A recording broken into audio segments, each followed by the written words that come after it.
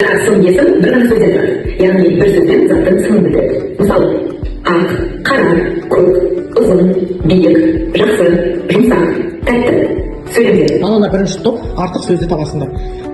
Бірінші оқисыңдар сөздердің барлығын, сосын оның ішінде бір жасырынды сөз табын тығып қойдым, артығын табасыңдар. Иә, оны жаңа оқып тұрып, бізде жаңа тапты 5-ші сұрағы. Санезім Нешінші деген сұраққа жауап берді, иә? Әмір, көлік дегенді тапты. Я, Әмір, айта ғой. Көлік деген зат есім. Зат есім, иә. Қандай сұраққа жауап береді? Не және нелер деген сұраққа жауап береді. Ендеше бұл жерде көлік деген қандай сұраққа жауап берді? Не деген сұраққа жауап берді. Тамаша, екінші топ балалар өздеріне синематикалық карта берілді. Бұл жерде көптеген сөздер берілген, сол сөздердің қатарына белгі қоясыңдар. Күрделі сын есім, күрделі етістік, тағы сын есімдігін табасыңдар. Ал ақылдасып таба алыңдар.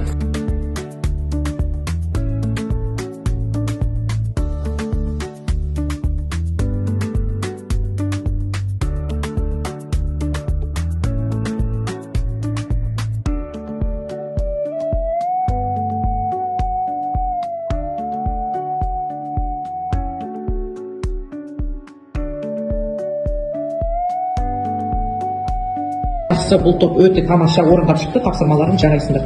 Тамаша.